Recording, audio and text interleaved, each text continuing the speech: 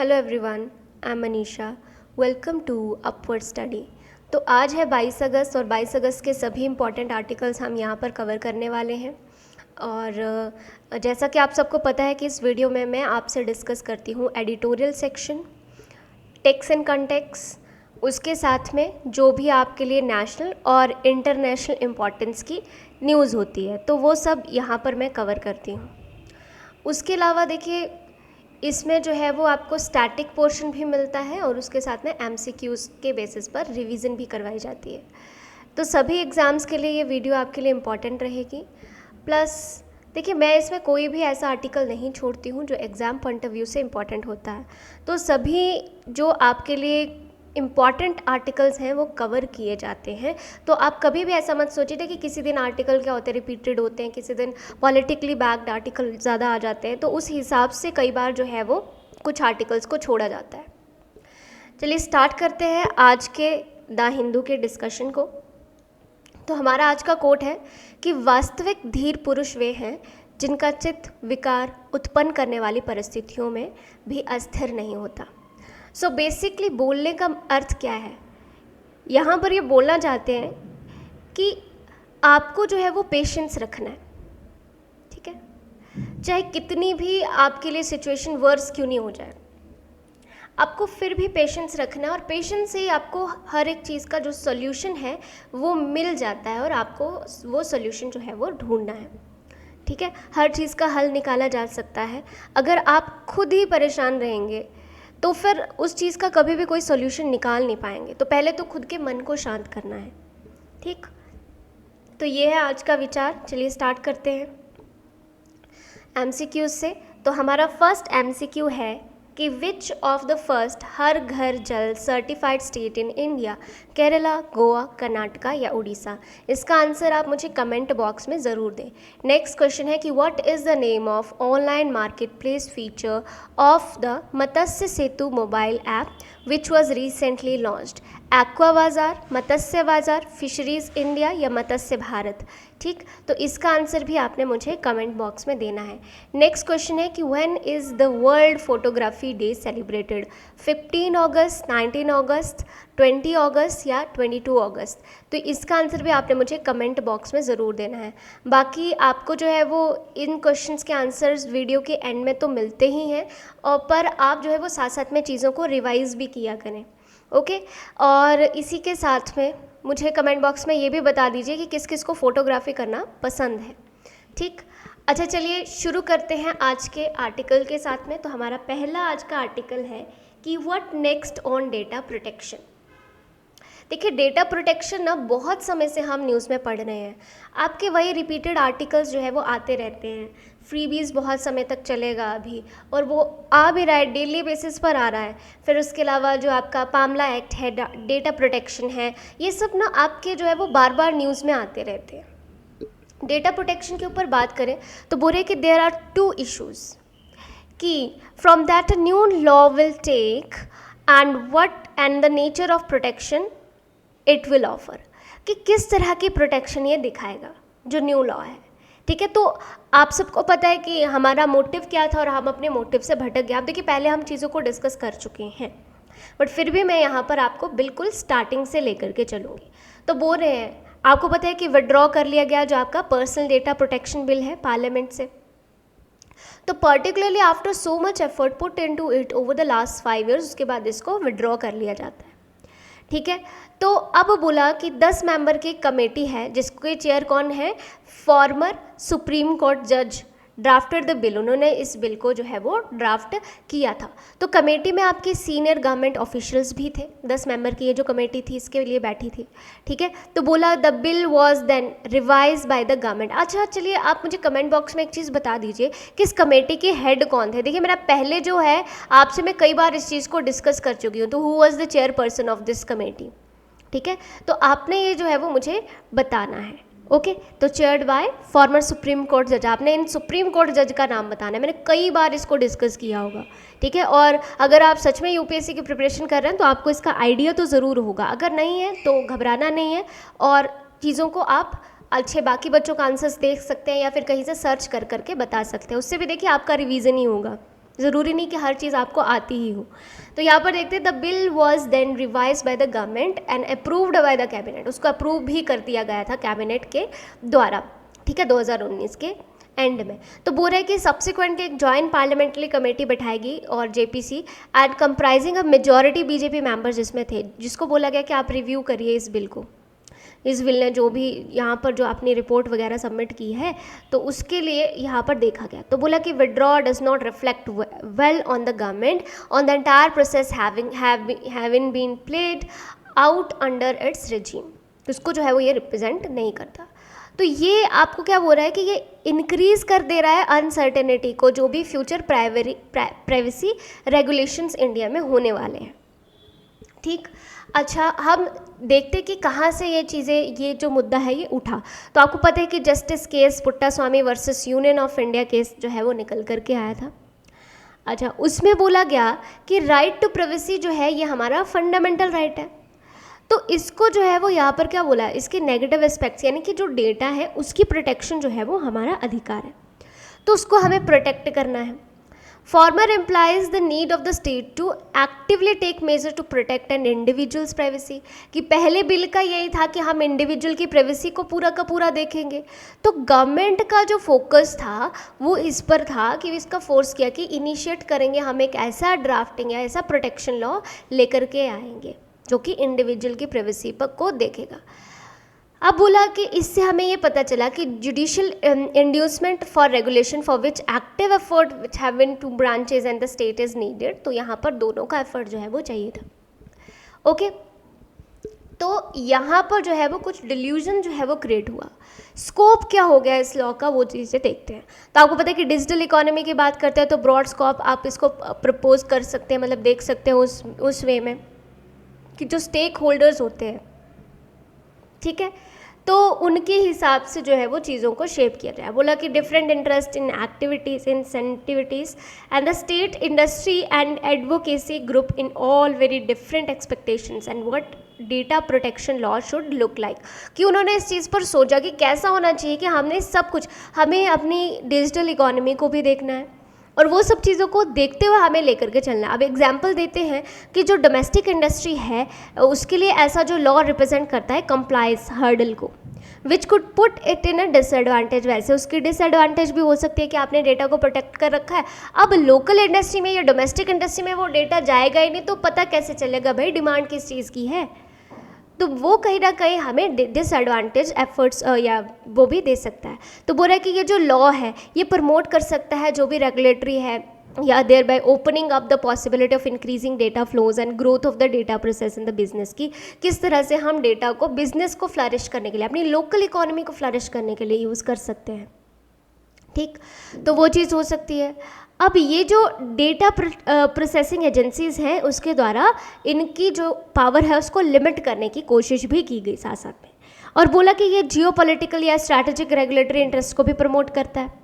Similarly जो individuals हैं उनको बेनिफिट होगा कि restriction on harmful data processing, but on the other hand poorly drafted law could legitimise certain intrusive practices, क्योंकि आपने बोला कि आपको इकोनॉमिक की ग्रोथ करनी है तो वो कहीं ना कहीं जो है वो उसको लेजिटिमाइज कर देगा, ठीक है। तो वो चीज़ भी होगी, नहीं फ़ायदा भी होगा नुकसान भी होगा, वो सब चीज़ें लेके आए। अब यहाँ पर देखिए मैंने आपसे सवाल पूछा था और वो आंसर यहीं पर ही मिल गया। तो बोल रहे हैं कि श्री कृष्णा कमेटी 2018 की, इन्होंने तो BN श्री कृष्णा कमेटी थी ये, and 2019 bill introduce in parliament in the version of JPC in 2021 face different types of critic from the different stakeholders, की अलग अलग टाइप के उनको क्रिटिसिज्म मिला। तो बोल रहे हैं कि अगर हम देखें कि law enforcement interest were seen in the bringing obstructions by 2018 draft, की वो यहाँ पर ऑब्स्ट्रक्ट करता था कहीं ना कहीं, और उसको एग्जाम्पशन जो है वो 2019 के बिल में प्रोवाइड करवाई गई। तो यहाँ पर जो है वो इनका पूरा का पूरा स्कोप ही चेंज हो गया।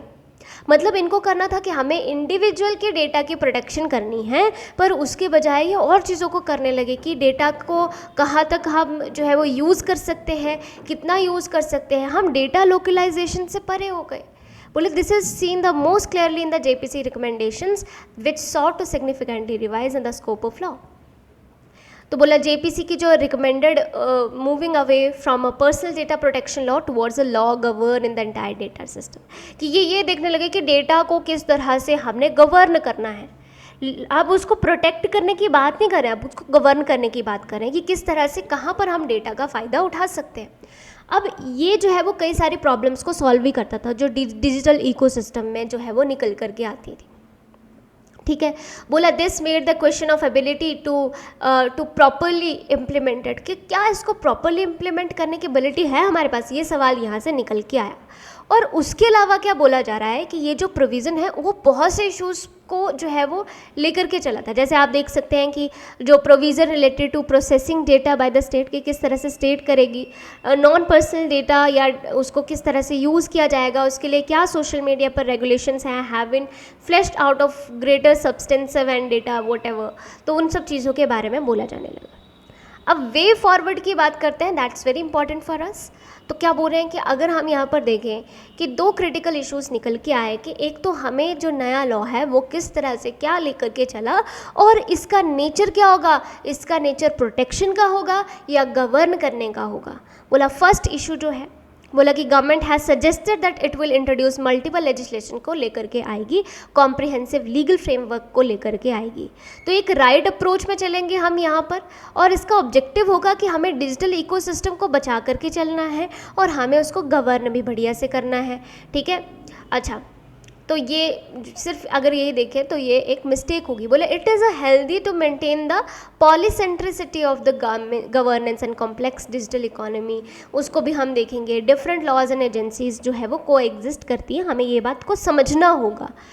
आइडियल होगा कि each will address the single coherent set of objectives, जैसे कि पर्सनल डेटा प्रोटेक्शन बिल जो है should not be burden with other objectives, उसमें सिर्फ प्रोटेक्शन की बात करनी चाहिए, उसमें गवर्न करने की बात नहीं करनी चाहिए कि आप किस तरह से डेटा को गवर्न करेंगे। तो ये एक मिस्टेक मानी जाएगी, अगर ऐसा होगा तो ये एक मिस्टेक होगी गवर्नमेंट की, ऐसा बोला जा रहा है। तो बोल रहे हैं कि यहाँ पर जो भी आपके कंपटीशन है, ऐसे जो कंसर्न्स निकल के आ रहे हैं ये मोनोपलाइजेशन ऑफ डेटा की, तो उसके बारे में बोल रहे हैं कि over time such a system में lead to more balance and beneficial status, या ऐसे रिजल्ट्स जो है वो ये लेकर के आ सकता है। शॉर्ट टर्म में बोला गया कि गवर्नमेंट को क्या करना चाहिए, गवर्नमेंट को यहाँ पर specific personal data protection law लेकर के आना चाहिए, उसको अलग से लेकर के चलना चाहिए।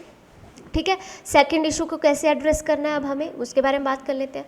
तो बोल रहे हैं कि जो privacy of protection of any law will provide to individual, 2018 का में जो लॉ के बारे में बताया उसका फ्यूचर ड्राफ्ट जो होना था, उसको बोला कि वहाँ पर बोला कि जो rights of European general data protection regulations था उसके बेसिस पर कहीं ना कहीं काम कर रहा था। तो ये जो फ्रेमवर्क है इसको क्रिटिसाइज़ किया गया due to perceive unviability in the Indian context, कि वो इंडियन कॉन्टेक्स्ट में उतना ज़्यादा वायबल नहीं था। मतलब ये क्रॉस सेक्टोरल डेटा प्रोटेक्शन की बात करते थे। मींस यहाँ पर बोलने की बात क्या है कि देखिए, अगर आप डेटा को बोलते हैं, जैसे मान लीजिए गूगल है, इनको बोलते हैं कि आप डेटा को लोकलाइज करो। लोकलाइज मीन्स इंडिया का डेटा इंडिया में ही स्टोर होना चाहिए, जबकि ये होगा मतलब किसी और जगह पर स्टोर होता है, जैसे मान लीजिए यूएसए में हो रहा है, तो इसको इंडिया में ही लोकलाइज करना है, तो उसके बारे में बोला गया था। ठीक है, तो ये चीज़ निकल के आ रही थी। तो ये कहीं ना कहीं जो है, क्योंकि यहाँ पर लोकलाइज नहीं हो पा रहा है डेटा, तो उस वजह से चीज़ें निकल के आ रही हैं कि खतरनाक होता जा रहा है माहौल।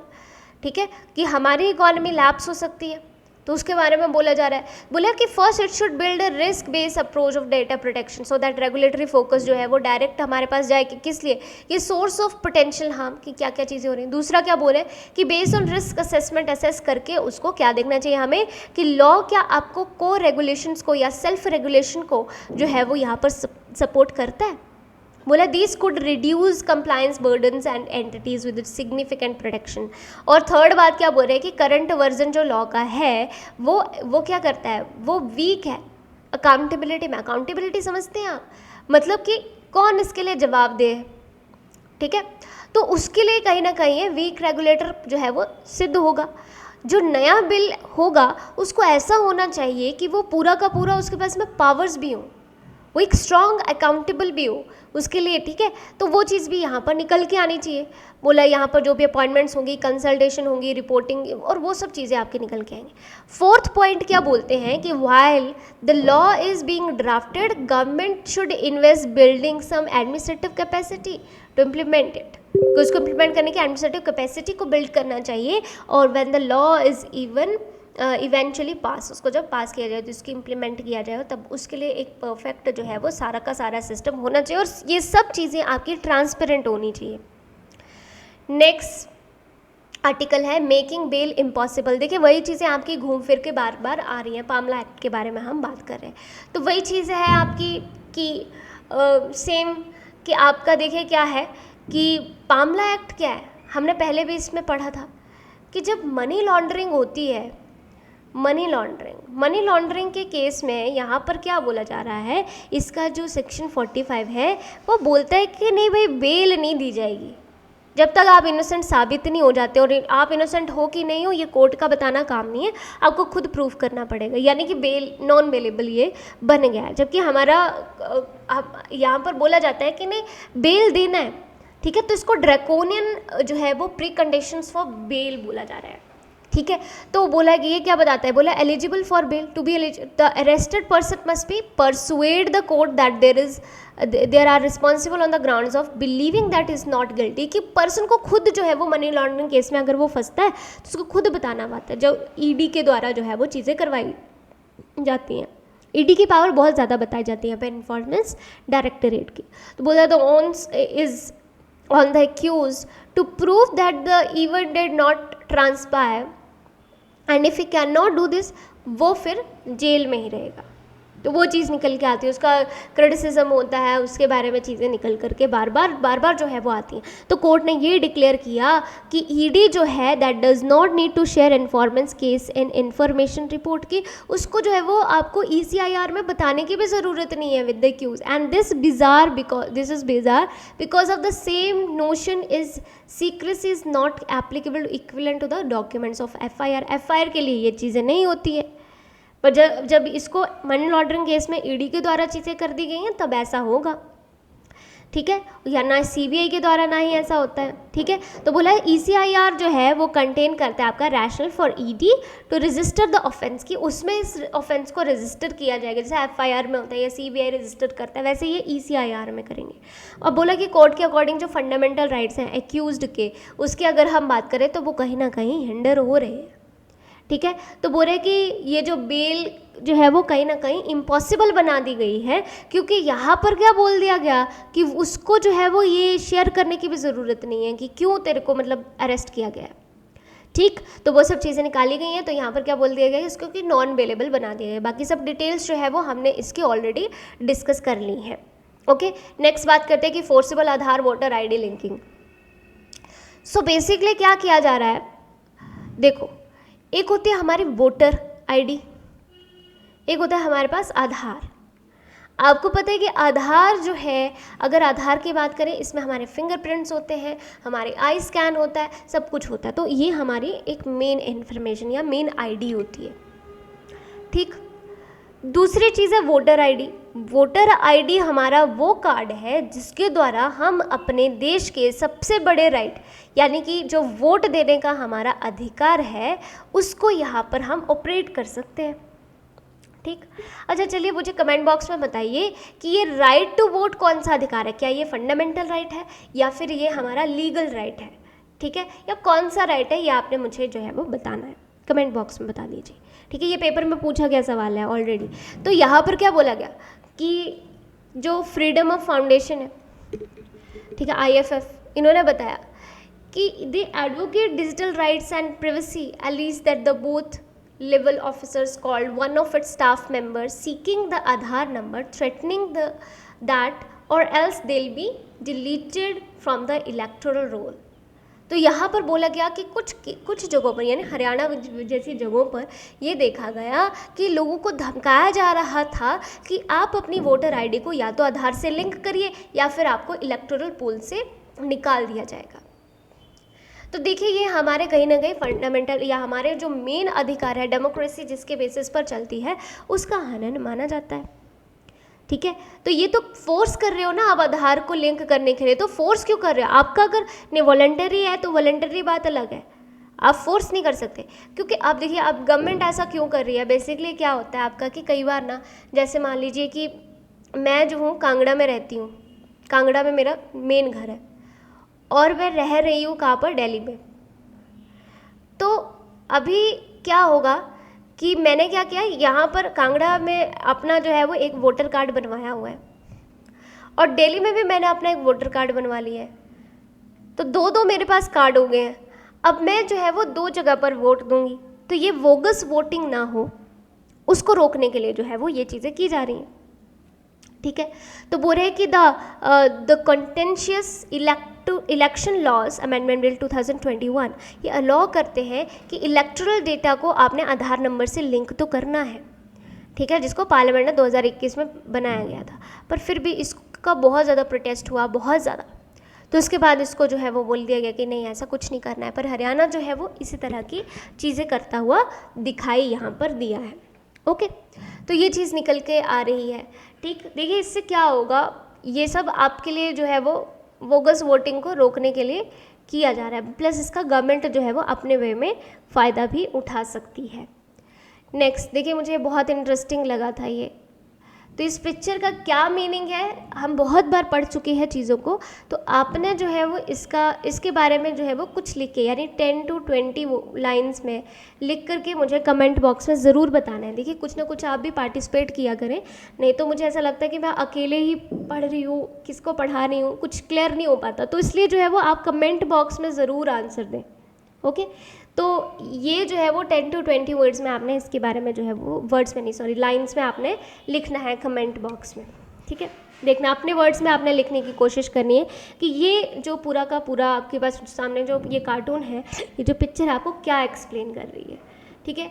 नेक्स्ट बहुत ही इंपॉर्टेंट आर्टिकल है, क्या बोल रहे हैं कि Singapore will repeal law against gay sex says PM. आप सबको पता है कि हमने 377 जो हमारा सेक्शन था उसके बारे में बात किया, जब हम बात किसकी कर रहे हैं, यहाँ पर लेकर के आए हम जो होमोसेक्सुअलिटी की बात हुई तब। तो यहाँ पर भी जो गे सेक्स है उसको जो है वो यहाँ पर उसके अगेंस्ट जो लॉ है उसको रिपील करने की बात कर रहे हैं सिंगापुर। तो सिंगापुर ने इसको, इनका सेक्शन कौन सा है, 377A। याद रखना कैपिटल ए जो है वो सिंगापुर से रिलेट करता है और सिर्फ 377 इंडिया से रिलेट करता है। तो कंफ्यूज मत हो जाना पेपर में जाकर के, प्रीलिम्स पॉइंट ऑफ व्यू से काफ़ी इंपॉर्टेंट है और आपका मेंस पॉइंट ऑफ व्यू से भी काफ़ी ज़्यादा इंपॉर्टेंट आता है जब हम बात करेंगे राइट्स ऑफ जो भी हमारी LGBT कम्युनिटीज़ हैं उनके लिए, ठीक है।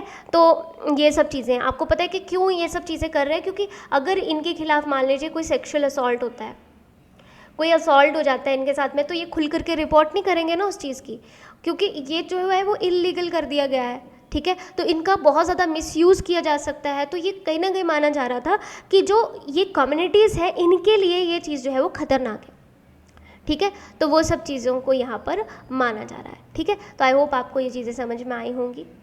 तो बड़ी बेसिक सी चीज़ें हैं LGBTQ कम्युनिटी के बारे में, जब भी आपको आएगा इनके बारे में लिखने के लिए, जैसे इनके राइट्स के बारे में लिखने के लिए, तो आपको चीज़ों को मेंशन करना है, ओके। नेक्स्ट देखिए, death toll in Himachal flood rises to 27 की 27 की जान जा चुकी है अभी तक, ये फ्लड्स वगैरह से या डेथ्स हो चुकी हैं। देखिए हिमाचल में ना बहुत ज़्यादा बारिश हो रही थी, बहुत ही ज़्यादा बारिश हो रही थी, 3-4 दिन से तो बंद ही नहीं हुई है बिल्कुल भी बारिश। तो उस वजह से बहुत जगहों पर जो है वो लैंडस्लाइडिंग, मलबा गिरना, ऐसी सिचुएशन देखने को मिली है, ठीक है। तो एक तो ऐसा भी न्यूज़ आया था कि घरों में ही जो सोए हुआ था पूरा परिवार और घर में मलबा घुस गया, और जब पूरा मतलब माँ के साथ में बच्चे भी साथ में सोए हुए थे और वो सबकी डेथ हो गई।